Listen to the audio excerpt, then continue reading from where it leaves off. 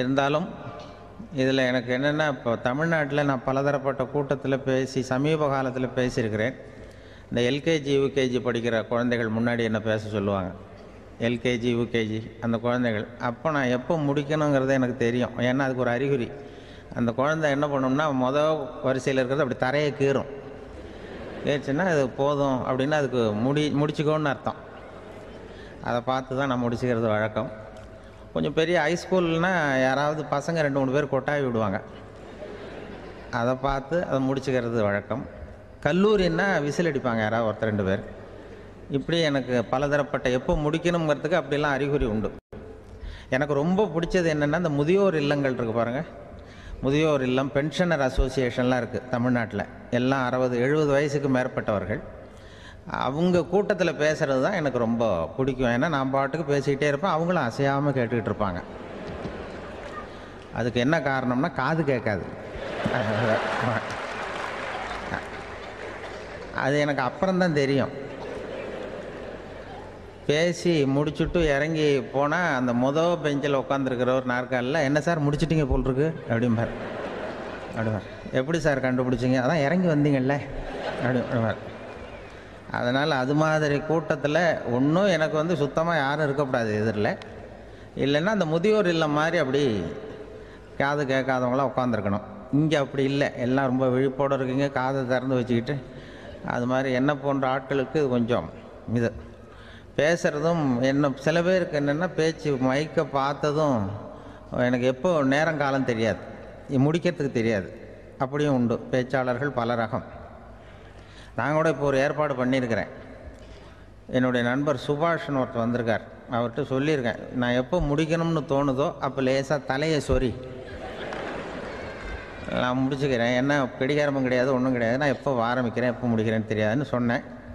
இதே மாதிரி கும்பகோணத்தில் சமீபத்தில் ஒரு கூட்டத்துக்கு போகும்பொழுது அந்த ஏற்பாட்டாளரை உட்கார வச்சு, நீ முடிக்கணும்னு தோன்றப்போ தலையை சொரியா நான் புரிஞ்சுக்கிறேன்னு சொல்லிவிட்டு, பெரியவர்களே தாய்மார்களே என்னது உடனே தலையை சொஞ்சாங்க.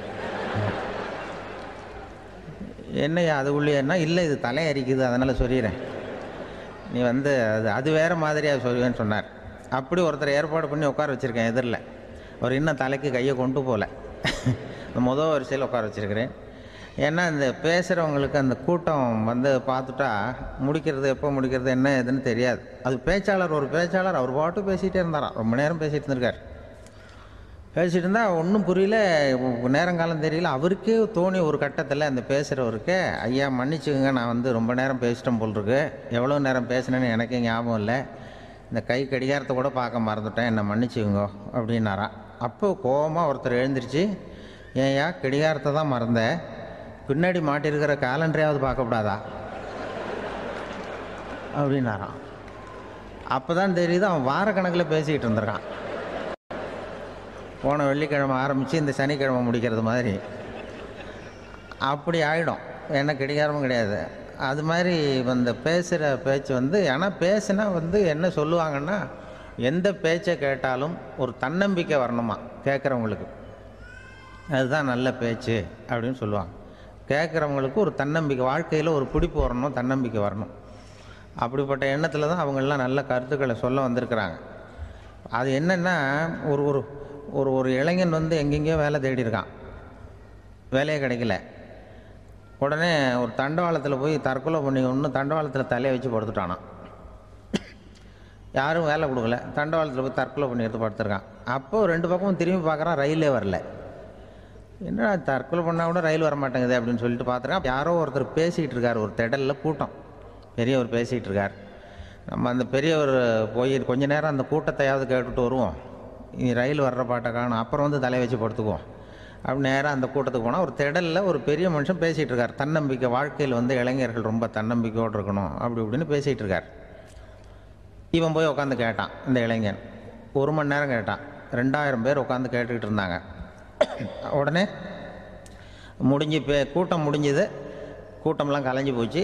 அந்த பெரியவர் பேசிக்கிட்டு இருந்தார், அவரை போய் இவன் சந்தித்தான். இளைஞன், ஐயா நான் தற்கொலை பண்ணிக்கணுங்கிற எண்ணத்தோடு வந்தேன், தண்டவாளத்தில் தலையை வச்சு படுத்தேன், ரயில் வரல, அந்த நேரம் உங்கள் பேச்சு குரல் தான் கேட்டுது, நான் உங்கள் பேச்சை கேட்டேன், 1 மணி நேரம் கேட்டேன், கேட்டு முடித்ததுக்கப்புறம் என்னுடைய எண்ணத்தை நான் மாற்றிக்கிட்டேன், நான் இனிமேல் தற்கொலை பண்ணிக்க மாட்டேன் அப்படின்னா. அவர் பேச்சாளருக்கு ரொம்ப பெருமை. இதுதான் ஒரு பேச்சுக்கு அடையாளம், இப்படி தான் இருக்கணும். சரி, அந்த முடிவுக்கு எப்படி நீ வந்தேன்னு கேட்டார். இப்போ உங்கள் பேச்சை இந்த கூட்டத்தில் எவ்வளோ பேர் கேட்டுக்கிட்டு இருந்தாங்க சார் அப்படின்னு கேட்டான். ஒரு 2000 பேர் இருக்கும்பா அப்படின்னார் அவர். அப்போ அந்த இளைஞன் சொன்னானா, ஒரு 2000 பேரை ஒரே நேரத்தில் சாகடிக்கிற நீ உயிரோடு இருக்கிறப்போ நான் எதுக்கு சார் சாகணும்? நான் இது வரைக்கும் யாருக்கும் எந்த கெடுதலும் பண்ணலை, நான் இனிமேல் சாக மாட்டேன் சார்ட்டு போயிட்டானா. அப்படி கேட்குறவங்களுக்கு ஒரு தன்னம்பிக்கை வரணும். அது எப்படியோ வந்தால் போகிறோம். இப்போ எங்கள் பேச்சை கேட்டுவிட்டோம், அந்த ரகத்தில் வந்தாலும் சரி தான். வாழ்க்கையில் ஒரு பிடிப்பு வரணும். அப்படிங்கிறது தான் ஒரு சிறந்த பேச்சுக்கு அடையாளம்னு சொல்லுவாங்க. அப்படி அது பண்ணுறது. இதில் என்னென்னா, இந்த மனிதனுக்கு அந்த சிரிப்பு இருக்குது பாருங்கள், அதை பற்றி சொல்லுவாங்க. நகைச்சுவை குடும்பத்தில் நகைச்சுவை உணர்வு இருந்ததுன்னா குழப்பமே வராதுன்னு சொல்லுவாங்க. இந்த பேச்சாளர்கள் என்னென்னா, சில பேர் தெளிவாக, அதாவது தெளிவாக பேசி குழப்புறவங்க இருக்கிறாங்க, குழப்பமாக பேசி தெளிவுபடுத்துகிறவங்க இருக்கிறாங்க. அப்படிப்பட்ட பேச்செல்லாம் உண்டு. குழப்பமாக பேசி தெளிவுபடுத்துறது யாருன்னா சித்தர்கள். நம்ம பழைய சித்தர் பாட்டெல்லாம் பார்த்திங்கன்னா படிக்கிறதுக்கு குழப்பமாக இருக்கும், குழப்பமாக இருக்கும். ஆனால் அது கருத்து தெளிவாக இருக்கும். அதுதான் குழப்பமாக பேசி தெளிவுபடுத்துகிறவரெலாம் பழைய நம்ம சித்தர்கள். தெளிவாக பேசி குழப்புறவங்க இருக்கிறாங்க சில பேச்சாளர்கள். பேச்சாளருக்காக ஒருத்தன் ஆடு மேய்ச்சிக்கிட்டு இருந்தானா, ஒரு ஆடு மேய்ச்சிக்கிட்டு இருந்திருக்கிறான் ஒரு திடலில். அந்த ஆடு மேய்க்கிற அந்த ஆள் ரொம்ப தெளிவாக பேசணும்னு நினைக்கிறவன். அவர்கிட்ட போய் கேட்டிருக்கான். அந்த ஆள்கிட்ட போய் ஒருத்தன் கேட்டான், மந்தையில் எத்தனை ஆடுப்பா இருக்குது அப்படின்னா. அப்போ அவன் சொன்னான், நான் ஆடு மேய்க்கிறேன் சார், எதையும் தெளிவாக கேட்கணும், நீ கருப்பாட்டை கேட்குறியா வெள்ளாட்டை கேட்குறியா அப்படின்ட்டுருக்கான். கருப்பாடு அது ஒரு 50 இருக்குது அப்படின்னா. சரி, வெள்ளாடு எத்தனை இருக்குது அப்படின்னா, அதுவும் 50 தான் இருக்குது அப்படின்ட்டுருக்கான். இன்னும் ரெண்டும் ஒரே ஆன்சர் தானே சொல்கிறான் அப்படின்னு சொல்லி, சரி இந்த ஆடெல்லாம் எவ்வளவு புல் சாப்பிடும் ஒரு நாளைக்கு சார், மறுபடியும் தெளிவாக கேளுங்க, கருப்பாடா வெள்ளாடா? கருப்பாடு அப்படின்னா 10 கிலோ சாப்பிடும். சரி, வெள்ளாடு அதுவும் 10 கிலோ சாப்பிடும். ரெண்டுக்கும் அதே தான் சொல்கிறான். சரிப்பா, இது எல்லாம் எவ்வளவு பால் கறக்கும் இந்த ஆடெல்லாம்? சார் திருப்பி திருப்பி சொல்ல, தெளிவாக கேளுங்க, கருப்பாடா வெள்ளாடான்னா? கருப்பாடு தினம் 5 லிட்டர் கறக்கும், வெள்ளாடு அது 5 லிட்டர் தான் கறக்கும் அப்படின்னா. இப்படியே இவன் தெளிவாக பேசி இவன் என்ன சொல்லிட்டு வரான்னு தெரியல. ரெண்டும் ஒரே ஆன்சர் தான், அப்புறம் எதுக்கு பிரித்து பேசுகிற, ரெண்டும் ஒன்று தாடா சொல்கிறேன்னு இருக்காரு. அப்படி இது ஆரம்பத்திலே கேட்டால் சொல்லிட்டு போகிறேன். ஏன்னா ஏன் அப்படி தெளிவாக பிரித்து கேட்குறேன்னா, அந்த கருப்பாடெல்லாம் எதிர்த்த வீட்டுக்காரனுக்கு சொந்தம் அப்படின்னா. சரி, வெள்ளாடு அதுவும் எதிர்த்த வீட்டுக்காரனுக்கு தான் சொந்தம் அப்படின்னா. இப்போ என்ன பேச, நான் தெளிவாக பேசி குழப்பிக்கிட்டு இருக்கான்னு அர்த்தம். இப்போ எதுக்கு இந்த அறிகுறியை சொல்கிறேன்னா, நான் பேசுகிறது கூட அப்படி தான் இருக்கும். ஏன்னா குழப்பமாக பேசி தெளிவுபடுத்துகிறவர்கள் பின்னாடி வராங்க, அவங்க கொஞ்சம் அவங்க. அதனால் நம்மளால் முடிஞ்ச வரைக்கும் கொஞ்சம் தெளிவாக பேசி உங்களை குழப்பி வச்சோம்னா அவங்க பின்னாடி பார்த்துக்குவாங்க. அதுதான் எனக்கு எங்கள் ஊர்லேயே ஒரு பேர், எங்கள் ஊர் நண்பர்கள் கூட இங்கே வந்திருக்கிறாங்க. எங்கள் ஊரில் இருக்கிறவங்க இந்த ஊரில் வேலை பார்க்குறாங்கங்கிறது எங்கள் ஊர் பக்கத்து ஊர் இப்போ தான் தெரியும். வந்த பிறகு நண்பர்கள்லாம் பார்த்தாங்க. எங்கள் ஊர் பையங்கள்லாம் இங்கே இருக்கிறாங்கங்கிறது எனக்கு இப்போ தான் தெரியும். எங்கள் ஊரில் அவங்களுக்கு தெரியும் எனக்கு பேர் என்னென்னா, எல்லாம் நல்லா செய்வேன், கொஞ்சம் பொய் சொல்லுவேன் அப்படிம்பாங்க. அதுக்கு இப்போவும் சொல்லுவாங்க. எங்கள் ஊரில் ஒரு பெரியவர் கேட்டார், உனக்கு சின்ன வயசுலேயே உனக்கு ரேடியோவில் வேலை கிடைக்கும்னு எனக்கு தெரியும்ப்பா அப்படிம்பார் ஒரு தாத்தா. அது எப்படி தாத்தா உங்களுக்கு தெரியும், அவ்வளோ தீர்க்க தரிசனமாக? ஆனால் இல்லை நீ சின்ன வயசில் கூட ஒரு பொய்யை கூட நிஜ மாதிரி பேசுவேன், அதனால தான் உனக்கு அங்கே வேலை கிடைச்சிது அப்படின்னு சொல்லுவாங்க. அது மாதிரி இந்த பொய் சொல்கிறதுல கொஞ்சம் அதுதான் என்கிட்ட உள்ள குறையை தவிர, கொஞ்சம் பொய் சொல்லுவேன், வேறு மற்றதெல்லாம் தெளிவாக இருக்கும். இதுவே சொன்னாராம். அதாவது கடவுள்கிட்ட போய் புகார் பண்ணாங்களாம். கடவுள்கிட்ட போய் ஒருத்தர் புகார் பண்ணியிருக்கிறார், நீ படைத்த மனுஷன்லாம் பூலோகத்தில் பொய் சொல்கிறாங்க, ரொம்ப எல்லோரும் பொய் சொல்கிறாங்க, நீ படைத்த மனுஷன் சரியா இல்லை அப்படின்னு கடவுள்கிட்ட போய் புகார் பண்ணாங்களாம். அப்போ கடவுள் சொன்னாராம், என்னை யாரும் ஏமாற்ற முடியாதுப்பா, நான் அதுக்கு ஒரு ரிமோட் கண்ட்ரோல் மாதிரி ஒன்று வச்சுருக்கேன், இங்கே பாரு, எதிர்த்தாவில் பாரு என்ன தெரியுது அப்படின்னா பிரம்மாண்டமான செவுரு, அதில் லட்சக்கணக்கான எலக்ட்ரிக் பல்புலாம் சொருவிருக்கு, பல்பு சொருவிருக்கு அதெல்லாம். அப்போ கடவுள் சொன்னாராம், புகார் சொன்னவனை கூப்பிட்டு, இதை பாருப்பா, எலக்ட்ரிக் பல்பு, பூலோகத்தில் நாம் படைத்த மனிதர்கள் யாராவது பொய் சொன்னால் இங்கே விளக்கு எரியும், எந்த ஏரியாவில் எவ்வளவு விளக்கு எரியுது அப்படிங்கிறத பார்த்து நான் கண்டுபிடிச்சிருவேன், நான் படைத்த மனிதர்களை என்னை ஏமாற்ற முடியாது, எவ்வளவு பேர் எங்கே பொய் சொல்கிறாங்கிறது இந்த விளக்கை பார்த்து கண்டுபிடிச்சிருவேன் நான் கடவுள். இப்படி சொல்லிகிட்டு இருக்கும்பொழுது எல்லா விளக்கம் எரிஞ்சுதான். அப்போ புகார் பண்ணவங்க கேட்டிருக்கான், இது ஏதாவது ஒயரிங்கில் கோளாறாக இருக்குமா சார், இது ஏன் இப்படி எல்லாம் எரியுது அப்படிங்கிறப்ப கடவுள் சொன்னாராம், இல்லை இல்லை இப்போ பொறு, இப்போ வந்து சிங்கப்பூரில் தென்கட்சி சுவாமிநாதன் பேசிக்கிட்டு இருக்காரு, இன்னும் ஒரு 15-20 நிமிஷத்தில் சரியாக போடும் அப்படின்னாராம். அப்படி சொல்லுவாங்க என்னை பற்றி. கொஞ்சம் பொய் சொல்கிறதுங்கிறது, அதுக்காக உங்ககிட்ட வந்து பொய் சொல்ல முடியாது. நான் பொய் சொல்கிறதுனா அந்த முன்னாடி சொன்ன முதியோர் இல்லம் அங்கே வேணால் சொல்லலாம், எதை சொன்னாலும் கேட்க போகிறதில்ல, அப்படி சொல்லலாம். ஏன்னா இப்போ இதில் என்னென்னா, இவங்க ஐயாக்கெல்லாம் இங்கே வந்ததும் பெரியவங்கள்லாம் சொன்னாங்க, முஸ்தபா சார்லாம் சொன்னார், இங்கே வந்து முன்னாடிலாம் எங்கள் மனிதர்கள் எந்த அளவுக்கு இப்போ வந்து ரொம்ப ஆக்கப்பூர்வமாக வளர்ந்துருக்கிறார்கள். முன்னாடிலாம் சினிமா நடிகர்களுக்கு தான் இது மாதிரி கூட்டங்கள்லாம் வரும், சினிமா சம்மந்தப்பட்டவங்களுக்கு இது மாதிரி ஏதாவது நல்ல விஷயங்களை பேசுகிறவங்களுக்கு கூட்டம் வர்றது வந்து ஒரு பெரிய ஆரோக்கியமான அறிகுறி, எங்களுக்கெல்லாம் ரொம்ப மகிழ்ச்சியாக இருக்குது சார்னு சொன்னார். அது இப்போ அதுக்கு தான் வந்திருப்பீங்க, வேறு ஒன்றும் இப்போ எங்கள் முகத்துக்காக வந்திருக்க போகிறீங்க, அப்படி ஒன்றும் கவர்ச்சியான முகமா அதுவும், அதனால் வந்து முகத்தை பார்க்குறதுக்கு தான் வந்திருக்கிறாங்க அப்படின்னு சொல்லி. ஆனால் இந்த ரேடியோவில் நான் கொஞ்ச காலம் வெளியில் தெரியாமல் இருந்தேன். அப்போ என்ன பண்ணுவாங்கன்னா, என்ன வருவாங்க எங்கள் ரேடியோ ஸ்டேஷனுக்கு வருவாங்க, சார் அந்த தினம் ரேடியோவில் பேசுகிறாரு இன்று ஒரு தகவல், அவர் முகத்தை பார்த்துட்டு போகணும் சார் அப்படின்ட்டு வருவாங்க. ஏன்னா இப்போ தொலைக்காட்சியில் வர்றதில்லை. அதில் என்னென்னா, அப்படி ஒரு தடவை வர்றவங்க அடுத்த தடவை வர்றதில்லை. அப்போ தான் புரியுது, ஓஹோ அவங்க ஆள் யாருன்னு தெரிஞ்சுக்கிறதுக்கு தான் வராங்க, வேறு ஒன்றும் ஒரு பெரிய கவர்ச்சி. அதனால் இந்த கூட்டம் வந்து ஏதோ எங்களுடைய கவர்ச்சின்னா அவர் ஐயா சுகிசிவம் கொஞ்சம் கவர்ச்சியாக தெரிகிறார், அதனால் அவருக்காக அந்த கூட்டமாக வேணா இருக்கலாம். வேறு எனக்கு அந்த நம்பிக்கை இல்லை, ஐயா சாலமன் பாப்பாவுக்கு சுத்தமாக அந்த நம்பிக்கை இருக்காது. அதனால் நாங்கள் வந்து ஏமாந்து போட மாட்டோம், ஏதோ எங்களை பார்க்க தான் வந்திருக்கிறாங்க எல்லோரும் அப்படின்னு. என்ன அவங்களுக்கு கருத்துன்னா, நல்ல குடும்பம் நல்ல மகிழ்ச்சியாக வாழ்வது எப்படி, நல்ல குடும்பத்தை எப்படி நடத்துறது, இது மாதிரி நல்ல கருத்துக்களை இப்போ ஜனங்கள்கிட்ட பரிமாறிக்கணும்னு இந்தியாவிலையும் தமிழ்நாட்டிலையும் சில நிகழ்ச்சிகளை அவங்க நடத்திட்டு இருக்கிறாங்க. ஐயா அவர்கள் கிராமப்புறங்களில் நகர்ப்புறங்கள்லாம் ஜனங்களை கூப்பிட்டு நல்ல விஷயத்தை சொல்லுது. குடும்பங்கிறது இப்போ வந்து ரொம்ப கஷ்டம்.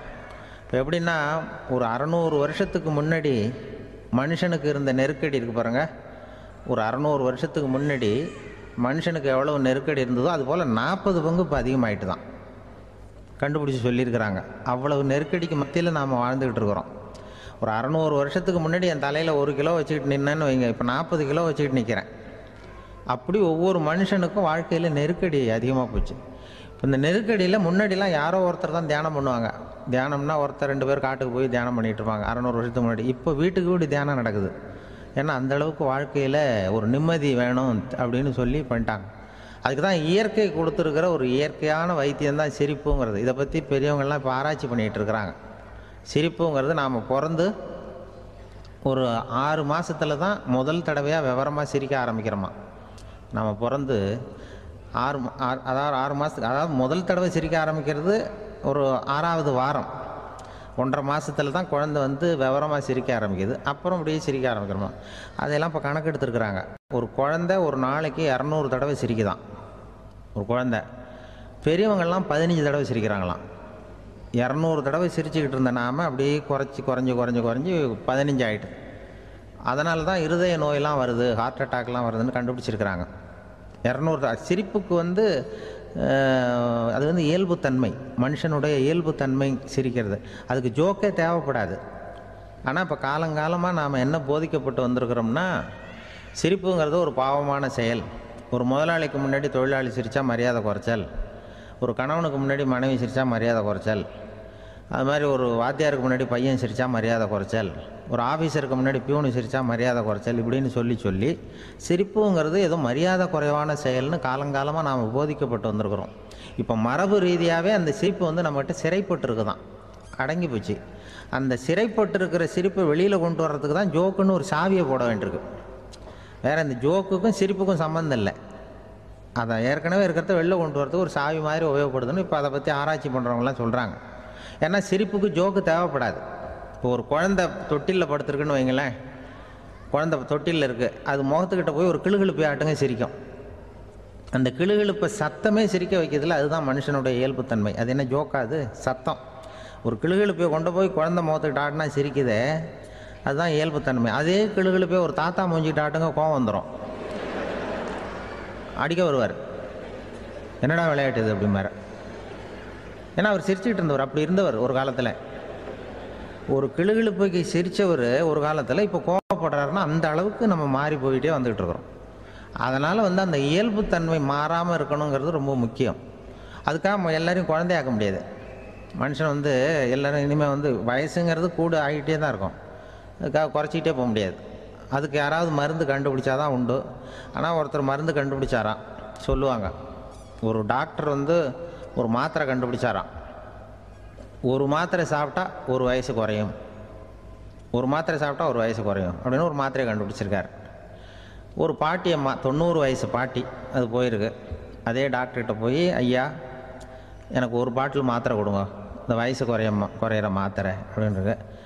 அவர் ஒரு பாட்டில் கொடுத்தார் மாத்திரை. பாரும்மா பாட்டியம்மா, ஒரு மாத்திரை சாப்பிட்டா ஒரு வயசு குறையும், எடுத்துகிட்டு போகணும்னு கொடுத்துருக்காரு டாக்டர்.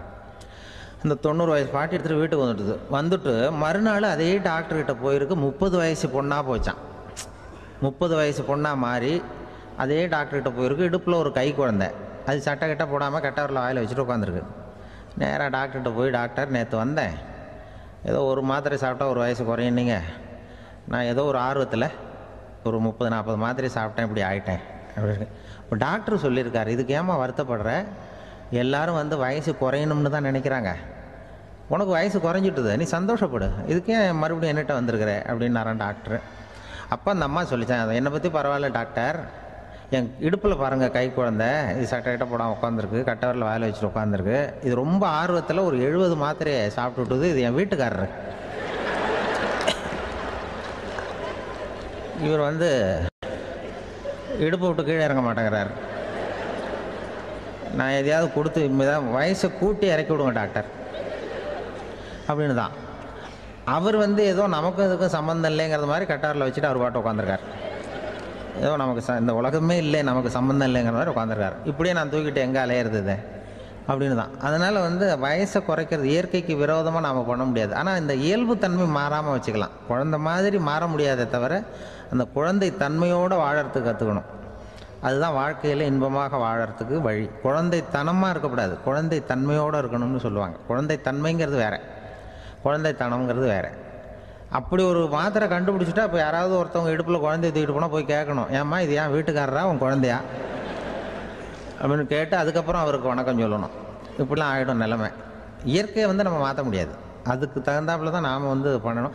குழந்தை தன்மையோடு வாழறதுக்கு குடும்பத்தில் குழந்தை தன்மைங்கிறது எப்படின்னா, இப்போ ஒரு சில பேருக்கு அந்த குழந்தைத்தன்மை உண்டு.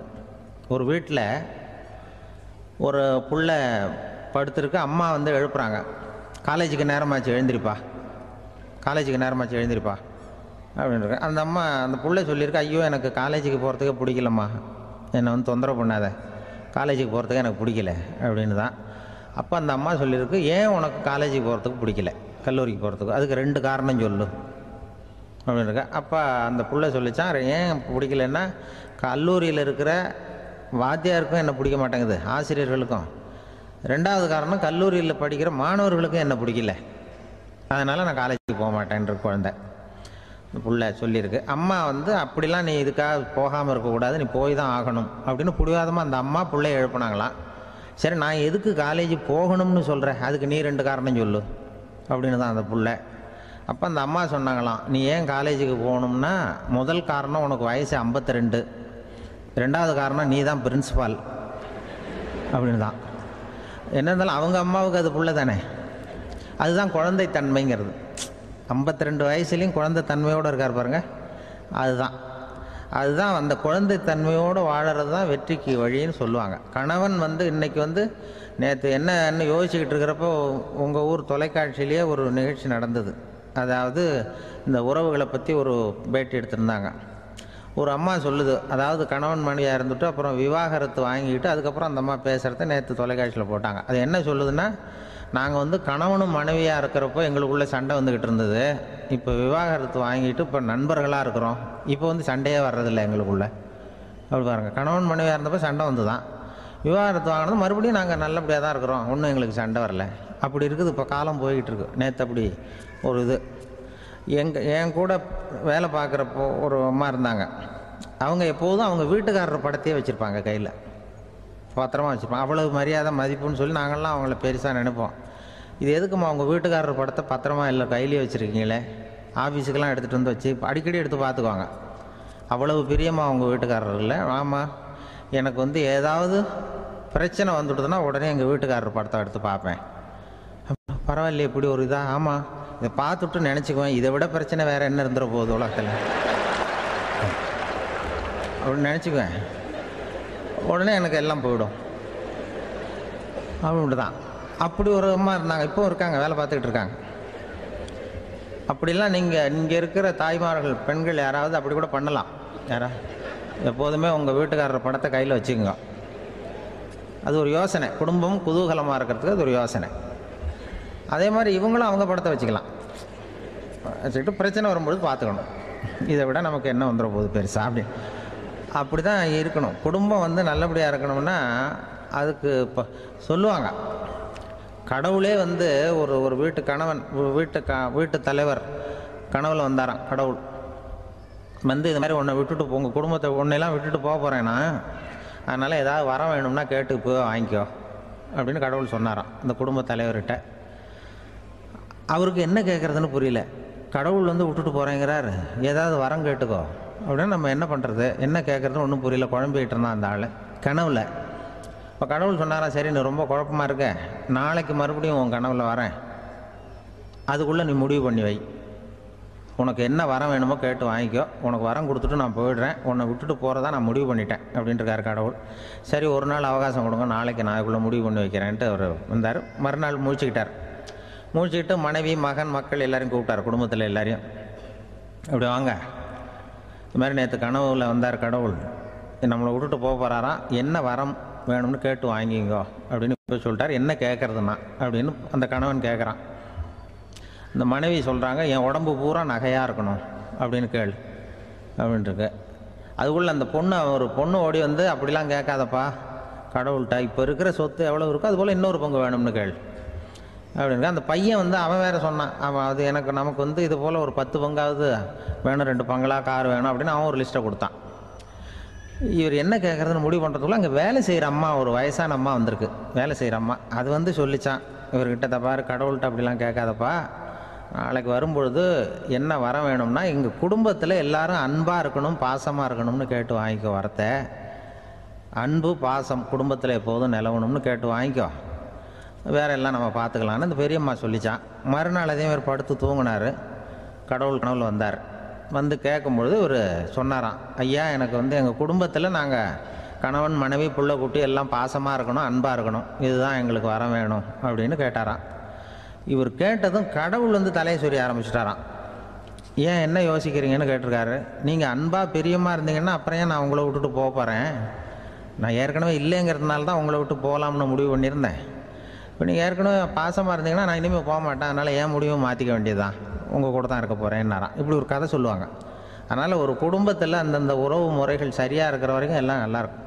அங்கே தான் இறைவன் வாழும் இல்லம்ங்கிறாங்களே, அதுதான் அது. அதில் அந்த குடும்ப தலைவருங்கிறவர் கணவன் அப்படிங்கிறதுனால அவருக்கு தான் பொறுப்பு. அவருக்கு நிறைய சகிப்புத்தன்மை வேணும், கோபம் வரக்கூடாது, யார் என்ன சொன்னாலும் போகணும். சில கணவன்மார்கள் வந்து எது சொன்னாலும் மனைவி வந்து தட்டுறதில்லை, அங்கே போனால் போவாங்க, எதுக்கு போக சொல்கிறேன்னு கேட்குறதில்ல, போகிறது, இங்கே வான்னா வர்றது. திருவள்ளுவர் மனைவி இருந்தாருன்னு சொல்கிறாங்கல்ல, அது மாதிரி. அது எப்படின்னா ஒருத்தர் சொன்னார், அது அப்படி இல்லை, அதுக்கு ஒரு கதை சொன்னார். ஹிட்லர் வந்து வந்தாராம் ஒரு தடவை, ஒரு பெரிய கப்பல் மேலே, கப்பலுடைய மேல் தளத்தில் ஹிட்லர் வந்துக்கிட்டு இருக்கார். ஒரு இங்கிலீஷ் கேப்டன் எதிரில் நிற்கிறான். அவனுக்கு பெரிய ஆச்சரியம், இந்த ஆள் எப்படி இப்படி ஒரு தனி மனிதனாக இருந்துக்கிட்டு உலகத்தையே இப்படி இந்த பாடுபடுத்துகிறார் அப்படின்னு சொல்லி, உன்னுடைய வெற்றிக்கு என்ன காரணம்னு கேட்டாராம் அந்த இங்கிலீஷ் கேப்டன். இப்போ ஹிட்லர் சொன்னாராம், என்னுடைய வெற்றிக்கு காரணம் என்கிட்ட வேலை செய்கிற ஊழியர்கள், நான் கிழிச்ச கோட்டை தாண்ட மாட்டாங்க, நான் என்ன சொல்கிறேனோ அதை உடனே செய்வாங்க, ஏன் எதுக்குன்னு எதிர்த்து பேச மாட்டாங்க, அதுதான் என்னுடைய வெற்றிக்கு காரணம் அப்படின்னு சொல்லி அதை நிரூபித்து காட்டுறேன் பார் அப்படின்னு சொல்லி கையை தட்டினாராம் ஹிட்லர்.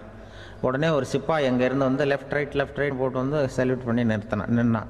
உடனே ஹிட்லர் சொன்னார், நீ அப்படியே இந்த கப்பல் மேல் தளத்துலேருந்து அப்படி கடலில் விழுந்து செத்து போடா அப்படின்னு பொத்துன்னு குதிச்சுட்டான். எதுக்கு சொல்கிறேன் என்ன இதில், உடனே குதிச்சு செத்து போட்டான். இவருக்கு பெரிய ஆச்சரியம் கேப்டனுக்கு. ஹிட்லர் சொன்னார், இதுதான் என்னுடைய வெற்றி காரணம், தப்பார் இன்னொருத்தனை கூப்பிட்றேன் அப்படின்னு தட்டினா இந்த பக்கத்துலேருந்து ஒருத்தன் வந்தான், லெஃப்ட் ரைட் வந்து நின்னா, நீ இப்படி குதிச்சு செத்து போடா அப்படின்னு பொத்துன்னு குதிச்சிட்டான். எதுக்கு போக சொல்கிறீங்கன்னு ஒன்றுமே கேட்கல, குதினா உடனே குதிச்சிட்டான். அப்போ ஹிட்லர் சொன்னார், இதே மாதிரி என்னுடைய ஒவ்வொரு ஊழியர்களும் இருக்கிறாங்க, நானும் ஊழியர்களை இழக்கிறதுக்கு தயாராக இல்லை, தப்பார் தயாராக இருப்பேன் எப்போதும், தப்பார் இன்னொருத்தரம் தட்டுறேன்னு இன்னொருத்தர் வந்தார். எதிர்த்தாவில் இருந்து ஒருத்தன் லெஃப்ட் ரைட் சல்யூட் அடித்தான்.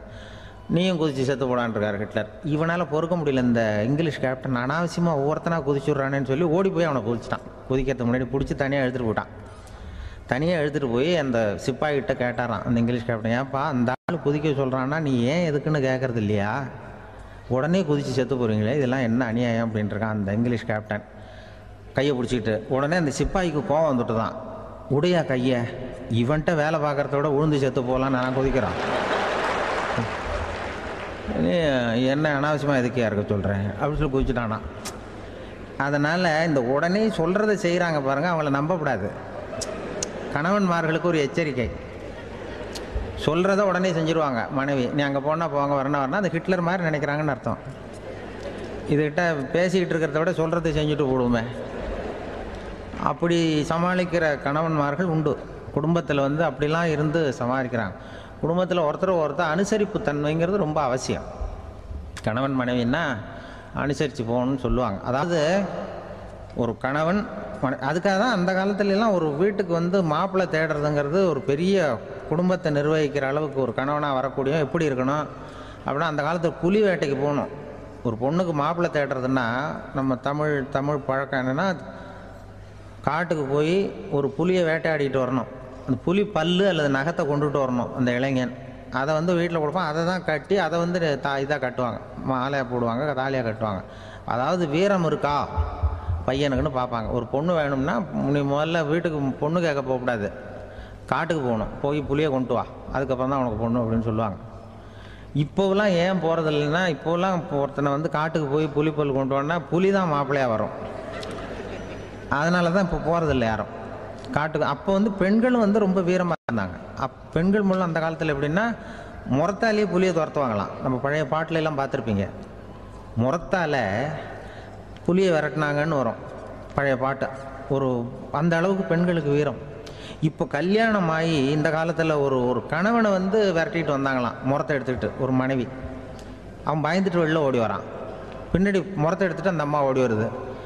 இவனை தனியாக பிடிச்சி கொண்டு போய், என்னப்பா இந்த மனைவிட்டு இப்படி பயந்து ஓடி வரையே, முறத்தால் துரத்துறா இப்படி வரையே அப்படின்னு தான் அவன் அப்படியே தடுமாறிக்கிட்டு, அதெல்லாம் ஒன்றும் இல்லை, அவன் என்னை புலியாக நினைக்கிறா அப்படின்னு ஒரு பெருமையாக சொல்லிட்டானான். அந்த காலத்தில் புலியை தான் முறத்தால் விரட்டினாங்க, இப்போ புருஷனை விரட்டுறாங்க அப்படின்னு சொல்லி. அப்படி அந்த காலத்தில் வந்து கணவனுக்கு ஒரு குடும்பத்தை நிர்வகிக்கிற திறமை இருக்கா, உடல் வலிமை தான் முக்கியம். இப்போ கூட மதுரை பக்கத்தில் ஐயாவுக்கு தெரியும், அந்த இளவட்டக்கல்லுன்னு ஒரு ஊருக்கு ஊர் எல்லையில் கிடக்கும். ஊர் எல்லையில் ஒரு பெரிய கல் கிடக்கும். அந்த ஊருக்கு பொண்ணு கேட்க போகிறவங்க அந்த கல்லை தலைக்கு மேலே தூக்கி காட்டணும், அப்படியே தூக்கி தலைக்கு மேலே வசதி கீழே போடணும். அந்த வலு இருந்தால் தான் நீங்கள் அந்த ஊருக்குள்ளேயே போகலாம், பொண்ணு கேட்கறதுக்கு போகலாம், இல்லைன்னா நீ திரும்பி போக வேண்டியதான். அந்த வலிமை இருக்கா மாப்பிள்ளைன்னு பார்க்குறாங்க, இளவட்டக்கல்லுன்னு பேர். அப்போ என்ன பண்ணாங்கன்னா, ஒரு 1000 வருஷத்துக்கு முன்னாடி அந்த கல்லை தலைக்கு மேலே தூக்கி கீழே போடுவாங்களாம். ஒரு 500 வருஷத்துக்கு முன்னாடி அப்படி கொஞ்சம் தூரம் இடுப்பு அளவுக்கு தூக்கி கீழே போட்டுக்கிட்டு இருந்துருக்குறாங்க. அதுக்கப்புறம் ஒரு 100 வருஷத்துக்கு முன்னாடியெல்லாம் அப்படி முழங்கால் அளவுக்கு அப்படி தூக்கி போட்டால் போகிறோம்னு வச்சுருந்தாங்களாம். இப்போ நான் அந்த ஊருக்கு என் கூட பழனிசாமின்னு ஒருத்தர் இருக்கார், அவர் போய் உனக்கு எப்படிப்பா இந்த ஊரில் கல்யாணம் ஆச்சு அப்படின்னா, இப்போலாம் நாங்கள் தொட்டு கும்பிட்டா போகிறோம், அதை அசைக்கிறது கூட இல்லை. அப்படி ஆகிட்டுது. ஒரு குடும்பத்தை கணவனாக வரப்போகிறவனுக்கான தகுதி அந்த காலத்தில் அப்படி இருந்துதான். அப்படி வந்து கணவன் வந்து தேர்ந்தெடுக்கிறது, குடும்ப தலைவனை தேர்ந்தெடுக்கிறது ஒரு பெரிய காரியம். ஒரு பெரிய செல்வந்தர் போட்டி வச்சாராம், ஒரு நீச்சல் குளம், அதில் யார் வேணாலும் குதித்து அந்த பக்கம் போய் கரையேறலாம். அந்த நீச்சல் குளத்தில் விஷப்பாம்புலாம் கிடக்கு. யார் துணிஞ்சி அந்த விஷப்பாம்பு இருக்கிற குளத்தில் குதித்து அந்த பக்கம் போய் கரையேறானோ அவனுக்கு ஒரு 100 ஏக்கர் நிலம் கொடுப்பேன், அது வேண்டான்னா ஒரு 1000 ஆடு கொடுப்பேன், அதுவும் வேண்டான்னா என் பொண்ணை கொடுப்பேன் அப்படின்னு போட்டி வச்சார். அதான் மாப்பிள்ளையை தேர்ந்தெடுக்கிறதுக்கு அவர் ஒரு வழி, நீச்சல் குளத்தில் குதிச்சு கரையேறணும். இப்போ அந்த ஊரில் இருக்கிற இளைஞர்கள்லாம் வந்து பார்க்குறாங்க அந்த குளத்தில் குதிக்கணும்னு. ஆனால் குளத்தில் வெறும் விஷப்பாம்புலாம் கிடக்கு. இது என்ன பண்ணுறதுன்னு பார்த்தா யாருமே குதிக்கிறதுக்கு தைரியம் வரல. திடீர்னு ஒருத்தன் துணிஞ்சு குதிச்சான். படபடன்னு அடிச்சுட்டு போய் அந்த பக்கம் கரையேறிட்டான். கரையேறின உடனே பரவாயில்லையே ஒரு ஆள் வந்துட்டான்னு சொல்லி அவனை அந்த இளைஞனை போய் பிடிச்சிட்டு வந்தாங்க. அந்த பெரியவர் கேட்டார், ஏப்பா இவ்வளவு பெரிய விஷப்பாம்பெல்லாம் கிடக்கிற நீச்சல் குளத்தில் நீ துணிஞ்சு குதித்து கரையேறி இருக்கிற, உனக்கு என்ன 1000 ஏக்கர் நிலம் கொடுத்துறவா, 100 ஏக்கர் நிலம் கொடுக்கவா சொல்கிறப்படி அப்படின்னா வேண்டாம் சார்ன்றான்.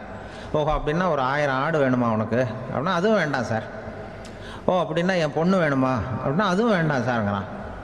அப்புறம் எதுக்குடா குதிச்சுன்ட்டு என்ன உனக்கு என்ன தான் வேணும் அப்படின்னு கேட்டிருக்கார்.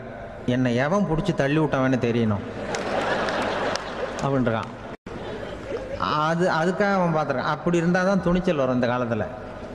எதுக்கு இவ்வளவு சங்கடம்லாம் வச்சாங்கன்னா, ஒரு குடும்பத்துக்கு தலைவராக வர வேண்டிய ஒரு ஆள், கணவனாக இருக்க வேண்டியவனுக்கு துணிச்சல் இருக்கா, தைரியம் இருக்கா அப்படிங்கிறது பார்க்கறதுக்காக இப்படிப்பட்ட தேர்வு முறைகள்லாம் வச்சுருந்தாங்க அந்த காலத்துலலாம்.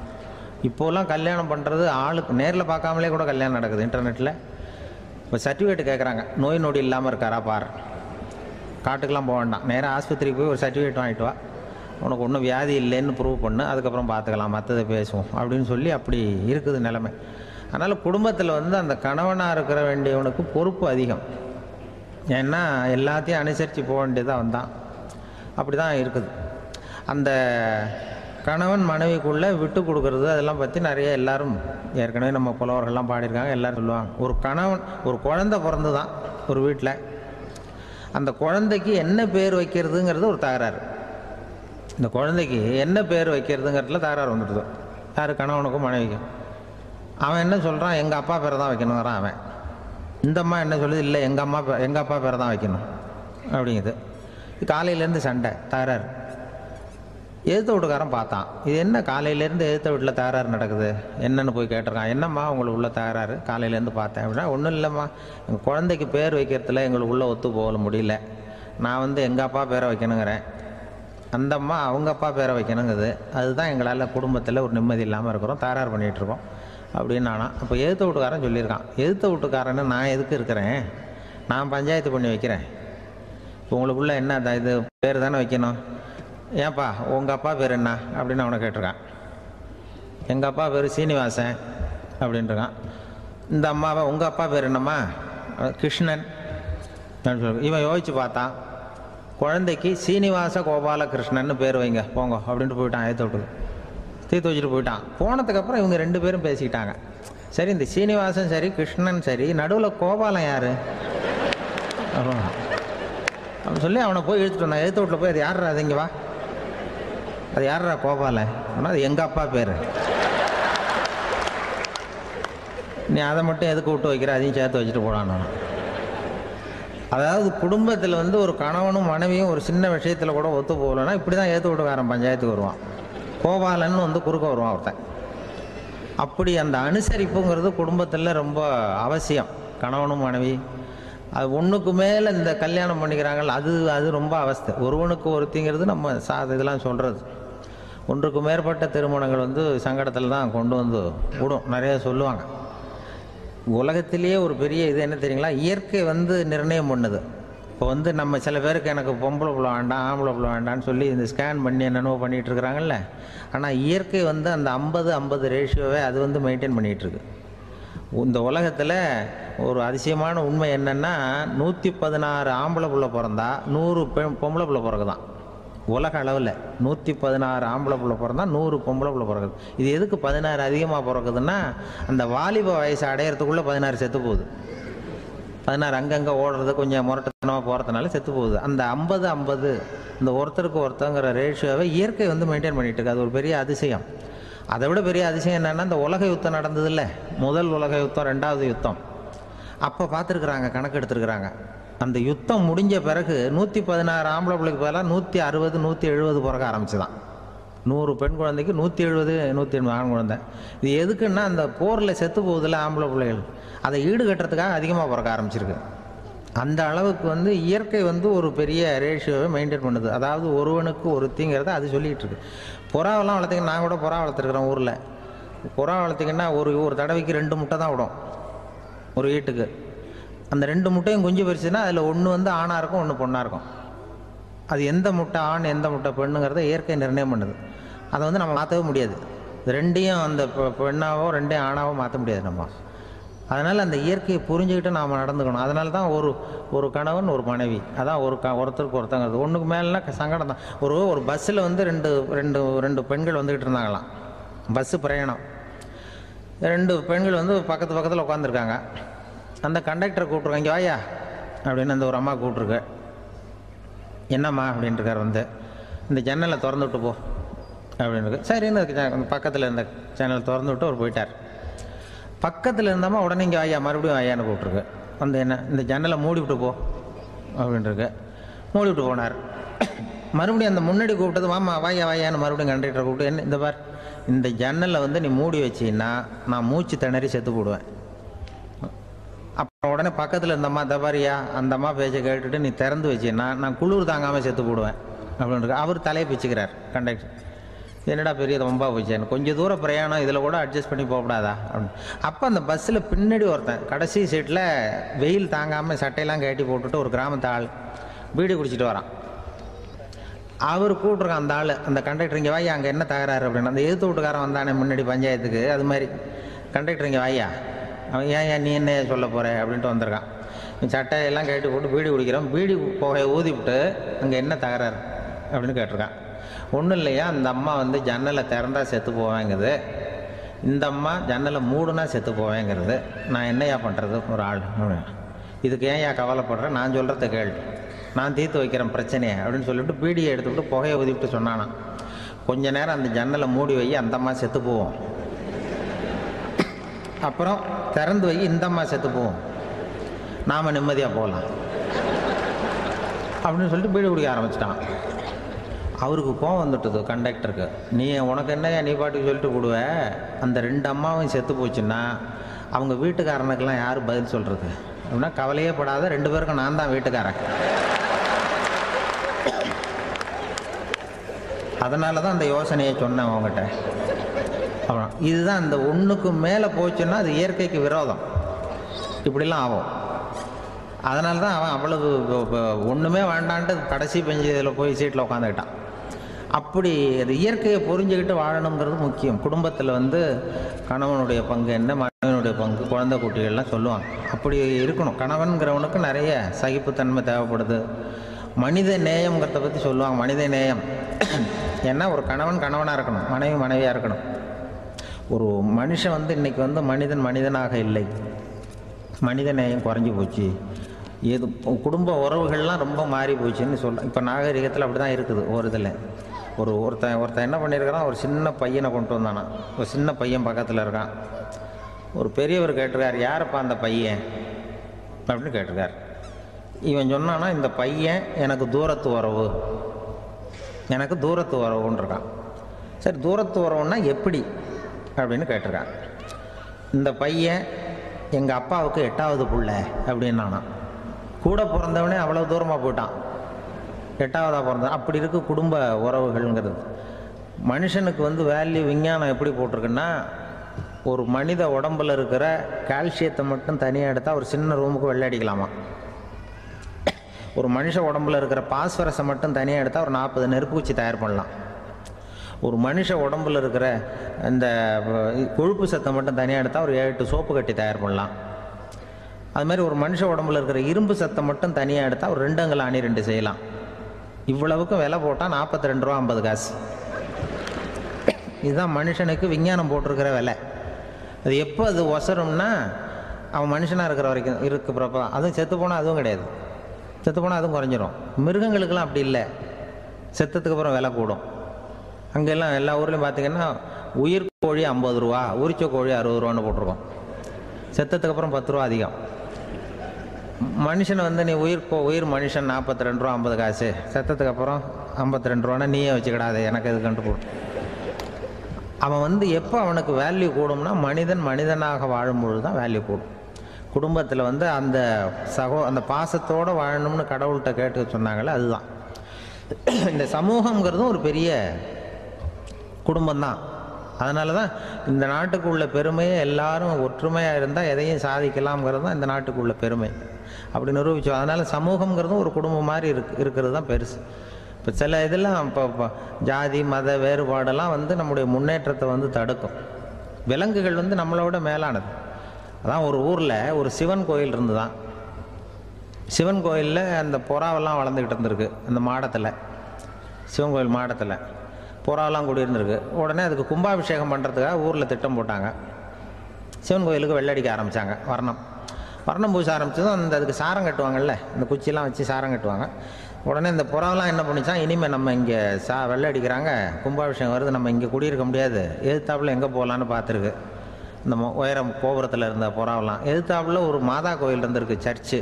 அங்கே சில மாடங்களில் புறாவெல்லாம் இருக்குது, சில மாடம் இருக்குது. உடனே நம்மளாம் அங்கே போடும் கொஞ்சம் காலத்துக்குன்னு எல்லாம் புறப்பட்டு இந்த மாதா கோயிலுக்கு போயிடுது. அங்கே போனால் அங்கே இருக்கிற புறாவோடு சேர்ந்து இதுவும் குடியிருந்துகிட்ருக்கு. கொஞ்ச நாள் என்னாச்சு, அங்கே கிறிஸ்மஸ் வந்துட்டுது. கிறிஸ்மஸ் வந்ததும் சரி இங்கேயும் வெள்ளடிக்க ஆரம்பிக்கிறாங்க. நம்ம மறுபடியும் எங்கடா போகிறதுன்னு பார்த்தா அங்கே இருக்கிற புறாவோட சேர்ந்து இதுவும் சேர்ந்து நேராக ஒரு பள்ளிவாசல் இருந்தது. எதுக்கு அங்கே இருக்கிற மாடத்தில் போய் அங்கே குடியேறிட்டுது எல்லாம். அங்கே போனால் அங்கே ரமலான் மாதம் வந்து ரம்ஜானுக்காக அதையும் புதுப்பிக்க ஆரம்பித்தாங்க. இது என்ன பண்ணுறதுன்னு சொல்லி இந்த 3 செட்டு புறாவும் சேர்ந்து என்ன பண்ணிச்சு, எங்கே போகலான்னு பார்த்தா மறுபடியும் அதுக்குள்ளே இந்த சிவன் கோயிலில் கும்பாபிஷேகம் முடிஞ்சிருக்கு. அங்கே போடுவோம் எல்லாருன்னு சொல்லி எல்லா புறாவும் அந்த சிவன் கோயிலுக்கு வந்துட்டுது. அங்கே போய் மாடத்தில் அதை குடியிருந்துட்டுது. அப்போ திடீர்னு ஒரு நாள் பார்த்தா ஒரே கலவரம் பூமியில் எல்லாம் ஒருத்தன் அருவாளை தூக்கிட்டு நிற்கிறான், குச்சி எடுத்து ஒருத்தனை சுட்டுக்கிறான். ஒரே கலவரம், சத்தம், ஒரே மத கலவரம் வந்துட்டுது ஊரில். அப்போ புறாவெல்லாம் மாடத்தில் இருந்துக்கிட்டு ஒரு குஞ்சு புறா அவங்க அம்மாட்ட கேட்டுதான், இது என்ன, இந்த மனுஷனுக்கு என்னாச்சு, அவன் கத்தியை தூக்கிட்டு நிற்கிறானே அப்படின்னு கேட்டுதான். ஒரு குஞ்சு புறா அவங்க அம்மாட்ட கேட்டுதான், அம்மா புறா. இப்போ அம்மா அந்த புறா சொல்லித்தான், மனுஷனுக்கு இப்போ மதம் பிடிச்சிருக்கு, அதான் கத்தியை தூக்கிட்டு நிற்கிறான் அப்படின்ருக்கு. இப்போ நமக்கெல்லாம் பிடிக்கலையே அப்படின்னு தான். அப்போ அந்த புறா சொல்லித்தான், அந்த பாருமா, நாம் வந்து இந்த சிவன் கோயிலில் இருந்தாலும் நமக்கு புறான்னு தான் பேர், இந்த மாதா கோயிலுக்கு போனாலும் நமக்கு புறான்னு தான் பேர், பள்ளிவாசலுக்கு போனாலும் நமக்கு புறான்னு தான் பேர். அந்த மனுஷன் அப்படி இல்லை. அவன் இங்கே இருக்கிற வரைக்கும் இந்துன்னு சொல்லுவான், அங்கே மாதா கோயில் இருந்தான்னா கிறிஸ்தவன்னு சொல்லுவான், பள்ளிவாசலில் இருந்தான்னா முஸ்லீம்னு சொல்லுவான். அப்போ குஞ்சு புறா அது என்ன இப்படி பண்ணுறாங்க மனுஷங்க, இப்போ அவங்கள விட நம்ம வசதி போல் இருக்க, நம்ம தேவலாம் போல் இருக்க அப்படின்னு தான் அந்த குஞ்சு புறா. அப்போ அந்த தாய் புறா சொல்லித்தான், உண்மைதான், அதனால தான் நம்ம மேலான இடத்துல இருக்கிறோம், அவன் கீழே நிற்கிறான் இன்னமும் அப்படின்னு சொல்லித்தான். இதுதான் அந்த குடும்பம்ங்கிறது, சமுதாயம்ங்கிறது ஒரு பெரிய குடும்பம். அது இந்த புறாகிட்டேருந்து மனுஷன் கற்றுக்க வேண்டியிருக்கு. அப்படி இருக்குது இன்றைக்கி மனுஷனுடைய நிலைமை. அதை வந்து புரிஞ்சுக்கணும். அப்படி தான் ஒவ்வொரு இதுலேயும் நாம் வந்து நடந்து கொள்ள வேண்டியிருக்குது. மிருகங்கள்டேருந்து கற்றுக்கிற வாய்ப்பெல்லாம் இருக்குது. அப்படி சொல்லுவாங்க. அந்த இதில் வந்து நம்ம குடும்பத்தில் வந்து என்னென்னா, இப்போ இந்த பிள்ளைகளை பற்றி சொல்லுவாங்க. இப்போ ராமர் லட்சுமணர் கதை சொல்லுவாங்க. அதாவது ராமரும் பரதனும் பந்து விளையாடிக்கிட்டு இருந்தாங்களாம் சின்ன வயசில் பந்து விளையாடிட்டு இருந்தாங்களாம். உடனே ராமர் வந்தாராம். வந்து கோசலை அவங்க அம்மா கோசலை மடியில் சோர்ந்து போய் உட்காந்தாராம். சந்தோஷமாக வந்து உட்காந்துருக்கார். அப்போ அந்த கோசலை அம்மா கேட்டாங்களாம், ஏன்ப்பா அப்படி இவ்வளவு சந்தோஷமாக இருக்கே, என்ன காரணம் அப்படின்னு கேட்டிருக்கார். அப்படின்னு அந்த அம்மா கேட்டிருக்கு. ராமன் சொன்னான்னா, இது என் தம்பியோட நான் பந்து விளையாண்டுட்டு இருந்தேன், பரதன், அவன் வந்து ஜெயிச்சுட்டான், நான் தோத்துட்டேன், என்னை வந்து அவன் ஜெயிச்சுட்டான், அவனுடைய வெற்றி வந்து எனக்கு சந்தோஷமாக இருக்குது, தம்பியோட வெற்றி, அதனால் நான் சந்தோஷமாக இருக்கேன்னு சொல்லியிருக்கு. அந்த அம்மாவுக்கு ரொம்ப சந்தோஷம், தம்பி ஜெயிக்கிறாங்கிறத பற்றி அண்ணன் வந்து சந்தோஷப்படுறானே அப்படின்னு. கொஞ்ச நேரத்தில் பரதன் வந்திருக்கான். அவன் சோர்ந்து போய் கலங்கி போய் வந்து அதே அம்மா மடியில் உட்காந்துருக்கான். நீ ஏன்ப்பா, நீ தான் ஜெயிச்சுட்டியாமே, நீ என்னத்துக்கு வருத்தப்பட்டுக்கிட்டு வர அப்படின்னு கேட்டிருக்கேன் அந்த அம்மா. அப்போ பரதன் சொன்னானா, நான் ஜெயிக்கணுங்கிறதுக்காக அண்ணன் விட்டு கொடுத்தாரு, தோத்துட்டாரு, அதனால் எனக்கு வருத்தமாக இருக்குது, உண்மையில் அவர் தான் ஜெயிச்சிருக்க வேண்டியது, எனக்காக விட்டு கொடுத்தாரு அண்ணன், அதனால் நான் வருத்தப்படுறேன்னா. அப்போ அந்த அம்மா சொல்லித்தான், இப்படி தான் தம்பியினுடைய வெற்றி அண்ணனை சந்தோஷப்படுத்துது, அண்ணனுடைய தோல்வி வந்து தம்பியை வருத்தப்பட வைக்குது, இப்படி தான் இருக்கணும் அண்ணன் தம்பின்னா, அப்படி தான் குடும்பத்தில் இருக்கணும்னு சொல்லி அந்த அம்மா சொன்னதாக சொல்லுவாங்க ராமாயண. அதே போல் இப்போ இதில் வரும், நபிகள் நாயகத்தினுடைய பேரர்கள், பாத்திமாவனுடைய பிள்ளைகள் 2 பேர், ஹசன் ஹுசைன் 2 பேர் நபிகள் நாயகத்தினுடைய பேரன்மார்கள். அன்னை பாத்திமாவனுடைய குழந்தைகள். ஹசனும் ஹுசைனும் பேசிக்கிறதே இல்லையா கொஞ்ச நாள். இந்த அம்மாவுக்கு அதை பார்க்குறாங்க, ஏதோ அண்ணன் தம்பிக்குள்ளே ஏதோ தகராறு போல் இருக்கு, ஏன் பேசிக்க மாட்டேங்கிறாங்க அப்படின்னு சொல்லி அந்த பிள்ளைகளை கூப்பிட்டு வச்சு அந்த அம்மா புத்தி சொல்லிச்சான். இந்த பாருப்பா, நீ வந்து அண்ணன் தம்பிக்குள்ளே இது மாதிரி இருக்கக்கூடாது, உங்கள் பாட்டனார் ஒரு புத்திமதி சொல்லியிருக்காரு, உனக்கு தெரியுமா? ஒரு முஸ்லீம் இன்னொரு முஸ்லீமோடு 3 நாட்களுக்கு மேல் பேசாமல் இருந்தால் அது அவனை கொலை செய்வதற்கு ஒப்பாகும் அப்படின்னு நபிகள் நாயகம் சொல்லியிருக்கார், தெரியுமா உனக்குன்னு அந்த அம்மா சொல்லிச்சான்.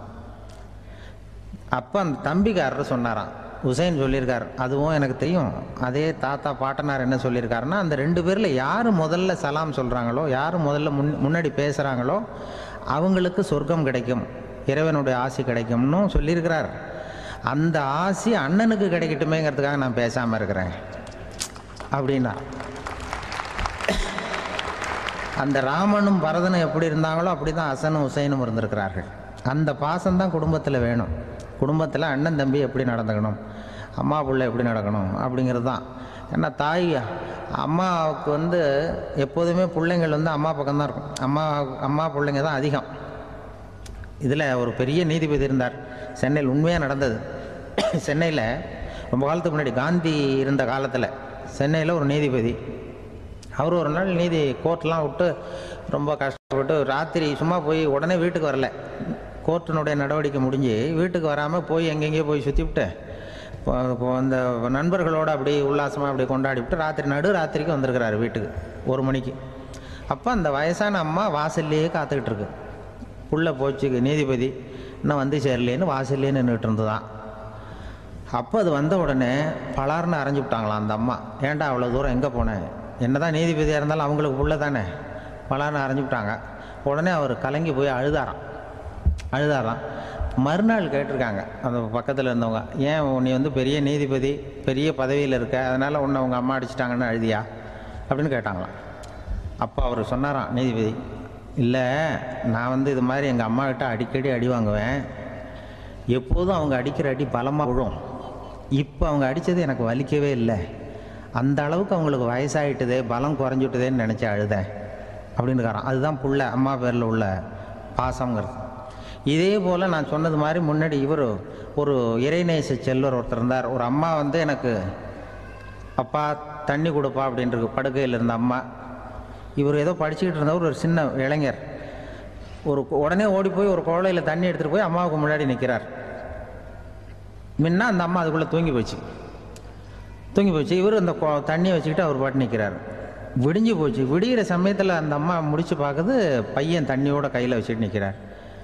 ஏம்மா என்னப்பா நீ ராத்திரி பூரா தண்ணியோடு நின்றுட்டு இருக்கிறியா எனக்கா அப்படின்னு. அப்பா அவர் சொன்னாராம், ஆமாம்மா ராத்திரி தண்ணி தாகமாக இருக்குன்னு கேட்டீங்க, உடனே தண்ணி கொண்டு வந்துட்டேன். ஓடி வந்து பார்க்கும்பொழுது நீங்கள் தூங்கிக்கிட்டு இருந்தீங்க.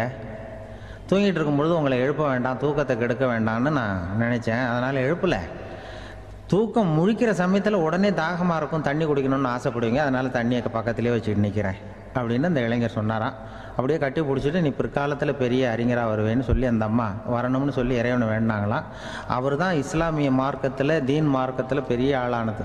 அதாவது ஷர்புதீன் யாஹ்யான்னு ஒருத்தர், அவர் பெரிய இஸ்லாமிய பேரறிஞராக வந்தார். இப்படி அம்மா பேரில் பாசமாக உள்ளவங்கள்லாம் இருந்தாங்க நிறையா.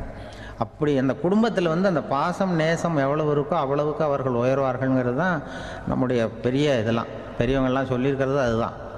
அதனால தான் அந்த கணவனுடைய பங்கு என்ன, மனைவியினுடைய பங்கு என்ன, பிள்ளைகளுடைய பங்கு என்னங்கிறத பற்றி ரொம்ப விவரமாக சொல்கிறதுக்காக தான் அதை பற்றி நாம் சிந்திக்க வேண்டிய நேரம் இதுங்கிறனால தான். கணவனுக்கு இது வந்துடக்கூடாது, அதாவது கோபம் வரக்கூடாது, நிதானம் வேணும் அப்படின்லாம் சொல்லுவாங்க. நிதானம், கணவன் கோபப்படக்கூடாதுமா. அதுக்கு நாங்கள் மனுஷனுக்கு சினம் தவிர்த்தல்னு பயிற்சியெல்லாம் கொடுக்குறாங்க. இப்போது மனுஷன் கோபப்படாமல் இருக்கணும், போகணும் வரணும்னு அதுக்கு சொல்லுவோம் நாங்கள். சும்மா கதை ரூபமாக சொல்கிறது. அங்கே வேதாத்திரி மகரிஷின்னு இருக்கார், அவர் இதில் சினம் தவிர்த்தல்னு பயிற்சியை கொடுப்பாங்க. குடும்ப தலைவர்கள் பெரியவங்கள்லாம் அந்த பயிற்சியை எடுத்துக்கணும். என்ன கூப்பிட்டாங்க ஒரு தரம், சினம் தவிர்த்தல்னு ஒரு பயிற்சி கொடுக்குறோம், அதில் நீ பேசுன்னாங்க. நான் சொன்னேன், நான் பயிற்சிக்கு வேணா வரேன், என்னை பேச வேண்டாம் சார், நான் பயிற்சி கற்றுக்கிறேன். என்ன இல்லை நீ அதெல்லாம் பயிற்சி நாங்கள் கொடுக்குறோம், நீ உனக்கு என்ன தெரியுமோ சொல்லு, மனுஷன் கோவப்படாமல் இருக்கணும், அதுக்கு ஏதாவது வழி சொல்லிட்டு போ அப்படின்னு கூப்பிட்டாங்க. சரின்ட்டு போனேன். அங்கே போய் நான் சொன்னேன், இது மாதிரி எனக்கு தெரிஞ்சது ஒரு கதை மாதிரி சொன்னேன். மீனம்பாக்கம் ஏர்போர்ட், அங்கே ஜப்பானுக்கு போக வேண்டிய ஒரு பிரயாணி லக்கேஜோடு நிற்கிறார் நிறையா. இதை வாங்கி பிளேனில் ஏற்றக்கூடிய ஒரு தொழிலாளி அவர்கிட்ட ஒரு சண்டை போடுறார், அடிக்க போகிறார், திட்டுறாரு, கண்ணாமண்ணு திட்டுறார். அவர் இதை ஒருத்தர் பார்த்துக்கிட்டே இருக்கார். அந்த சினம் தவிர்த்தல் பயிற்சி கொடுக்குற பேராசிரியர் ஒருத்தர் பார்த்துக்கிட்டே இருக்கார். இது எப்படி இவன் இந்த ஆள் அவ்வளவு கோபமாக அடிக்க போகிறான், திட்டுறான் அந்த பெரிய மனுஷன், இவர் பதிலுக்கு அவர் திட்டவே இல்லையே. அந்த அந்த தொழிலாளி சிரிச்சுக்கிட்டே சரி சார் சரி சார் அப்படின்னுட்டே இருக்கான். இவர் லக்கேஜை வாங்கி பிளேனில் ஏற்றுற தொழிலாளி இவன் கண்ணாவுடனே அடிக்க போகிறான், திட்டுறான், முகம் செவந்து போச்சு. இவருக்கு என்ன ஆச்சரியம்னா இந்த ஆள் இவ்வளவு கோவப்படுறான், அதை வாங்கி அந்த தொழிலாளி கொஞ்சம் கூட முகத்தில் கோபமே படலையே, சிரித்த முகத்தோடு இருக்கானே, இவன் நமக்கு பயிற்சி வகுப்பு எடுக்கலாம் போல இருக்க அப்படின்னு இவர் நினச்சிட்டார். ரொம்ப நேரம் அவர் கத்திக்கிட்டு இருந்தார். சரி சார் சரி சார்ன்ட்டு அதை வாங்கிட்டு அவர் போயிட்டார். போனதுக்கப்புறம் இவர் இந்த ஆள் அப்புறம் பிளேன் வந்தது, ஏறி அவர் போயிட்டார், ஜப்பானுக்கு போயிட்டார். அதுக்கப்புறம் இந்த சினம் தவிர்த்தல் பேராசிரியர் ஓடி போய் அந்த தொழிலாளியை பிடிச்சி கொண்டு வந்தார். இதை பாருப்பா, நான் காலையிலேருந்து பார்த்துக்கிட்டு இருக்கேன், அந்த ஆள் உன்னை அடிக்க வந்தான், திட்ட வந்தான், இவ்வளவு கோவப்படுறான், உனக்கு பதிலுக்கு நீ கோவமே படலையே, உனக்கு கோவமே வராதா, அது எப்படி நீ சினம் தவிர்க்கிறது, எப்படி உனக்கு கோவமே வரலையா அப்படின்னு கேட்டிருக்கார். அப்போ அந்த தொழிலாளி சொன்னாராம், அப்படி இல்லை சார், மனுஷன்னு பிறந்தா கோவம் படாமல் இருக்க முடியாது, எல்லாருக்கும் கோவம் வரும், அது அவங்கவுங்க வழியில் டீல் பண்ணுவாங்க, நான் அதை என் வழியில் டீல் பண்ணேன், அவ்வளோதான். அப்போ அவர் திட்டும் பொழுது உனக்கு கோபம் வந்தது தானே? வந்தது சார். அப்போ அது எப்படி டீல் பண்ணேன்னு கேட்டேன்.